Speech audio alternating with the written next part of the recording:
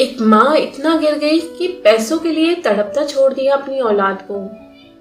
पापा, क्या मम्मी अब नहीं आएंगी? 7 साल की बच्ची प्रिया अपने पापा अंकुर से सवाल करते हुए बोली।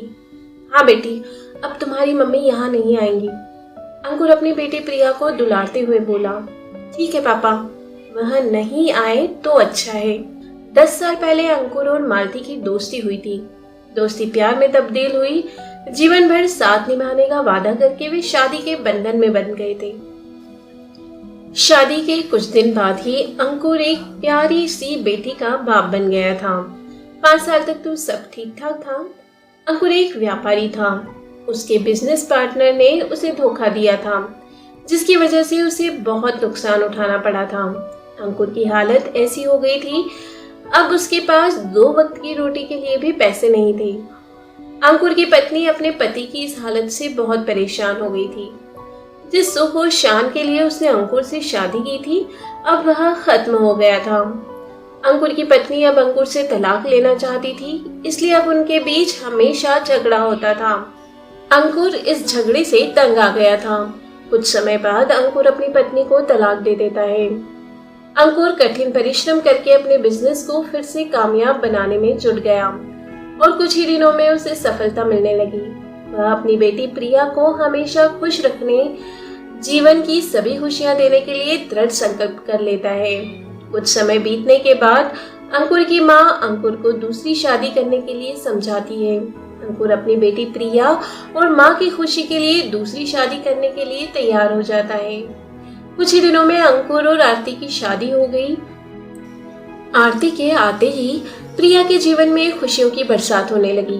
आरती प्रिया को इतनी खुशी देती है जो कि शायद उसे कभी उसकी मां ने भी नहीं दी थी।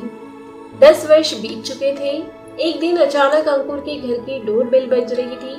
प्रिया ने दरवाजा खोला और वह दरवाजे पर खड़ी महिला को देखकर चौंक गई। प्रिया दरवाजे पर खड़ी महिला को घृणा भरी दृष्टि से देखते हुए अंदर चली गई और दरवाजा बंद कर दिया। जब तक आरती नीचे आ जाती है और प्रिया से कहती है, क्या हुआ बेटी, कौन है जिसे देखकर मेरी बेटी का चेहरा उदास हो गया है? आरती प्रिया को दुलारते हुए बोली। मम्मी कहकर प्रिया आरती से लिपट गई और फूट फूट कर रोने लगी। क्या हुआ बेटी, मुझे कुछ बताएगी? आरती घबराते हुए बोली। तभी बाहर अंकुर की गाड़ी के आने की आवाज सुनाई देने लगी।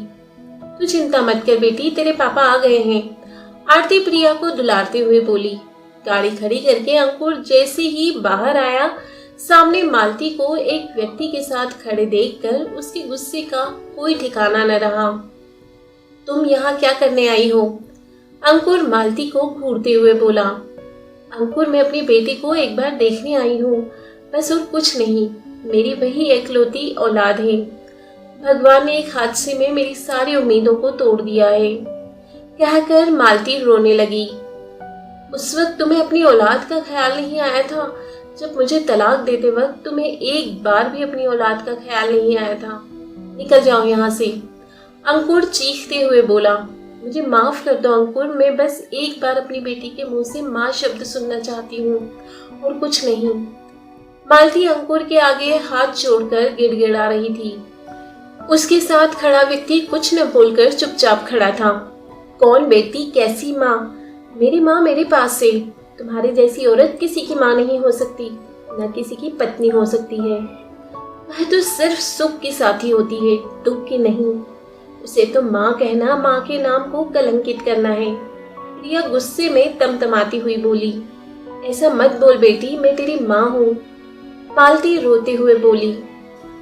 अब आप लोग यहाँ से जा सकते हैं और दोबारा यहाँ आने की जरूरत मत कीजिएगा, कहते हुए अंकुर ने घर के दरवाजे बंद कर दिए और सभी लोग अंदर चले गए।